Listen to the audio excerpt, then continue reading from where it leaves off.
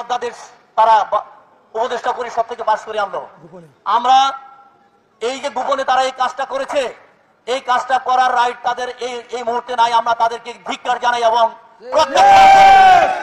আমরা এই কার্যক্রম যারা সংশ্লিষ্ট ছিল এই কার্যক্রমে আমরা তাদেরকে ধিক্কার জানাই এবং ঘৃণা ভরে এই অধ্যাদেশ আমরা প্রত্যাখ্যান করেছি। আজকে আবার মিডিয়ার ভাইদের মাধ্যমে বলতে চাই, আমরা আবারও এটা ঘৃণা ভরে প্রত্যাখ্যান করলাম। এই সাপ লুডুর খেলা বন্ধ করেন। দেখেন, এই অধ্যাদেশ নিয়ে যখন আমরা ঈদের আগে সর্বশেষ সম্মেলন করতেছিলাম আপনাদের সম্মুখে, ঠিক সেই মুহূর্তে আবার প্রণোদন বিশেষ সুবিধা ভাতা দিয়েছে, একটা ফাঁকিবাজি ভাতা, একটা প্রতারণার আশ্রয় নিয়েছে সরকার। একটা শেষ না করতেই আরেকটা শুরু করে দেয়। এই জন্যই আমার বন্ধুরা বলেছে যে এগুলি বিশেষ সুবিধা নয়, এগুলি বিশেষ প্রতারণা। আমরা কি বিশেষ প্রতারণা মেনে নেব?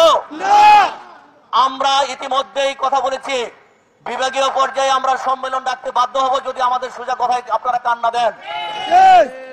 আজকে মিডিয়ার ভাইদের মাধ্যমে আরেকটা বিষয় আমি জানিয়ে দিতে চাই। এই প্রজ্ঞাপনে বলা আছে আমাদের সাথে আলোচনা করে সিদ্ধান্ত গ্রহণ করবে। আজ পর্যন্ত আমরা কেউ কোন নেতৃবৃন্দ কোন আলোচনার প্রস্তাব পাইনি। আপনারা কি পেয়েছেন কেউ? তাহলে প্রজ্ঞাপন জারির মধ্যেও তাদের লুকোচুরি আছে। আমি সবার উদ্দেশ্যে বলছি, ভাই এই আইনটা আমার দুস্থ বাদিউল ভাই এটা খুব সুন্দর একটা কথা বলে গেছে। আমাদের নেক্সট জেনারেশন এসে কিন্তু আমাদেরকে অভিশাপ কথা বলতে চায় না, আমাদেরকে ধিক্কার জানাবে। আমি কেন বললাম আজকে এই কথাটা? আমি 23 বছর চাকরি করছি, এক পোস্টে আমি পদোন্নতি পাইনি, 23 বছর পরে পেয়েছি। আপনারা আজকে 5 বছর না হইতে পদোন্নতি পান, রাইট? এর কথা ঠিক কিনা? এই ব্লক পোস্ট ছাড়িয়েছিল কে? আমি আর বাদিউল। আমরা তখন এক প্ল্যাটফর্ম থেকে আন্দোলন করেছিলাম, এই ব্লক পোস্ট ছাড়িয়েছিলাম। স্টেনোগ্রাফিস 100% ব্লক পোস্ট ছিল। আজকে আপনারা 5 বছর না হইতে পোস্ট খালি হয়ে থাকে, আপনারা পদোন্নতি পেয়ে অ্যাডমিনিস্ট্রেটিভ অফিসার হয়ে যান।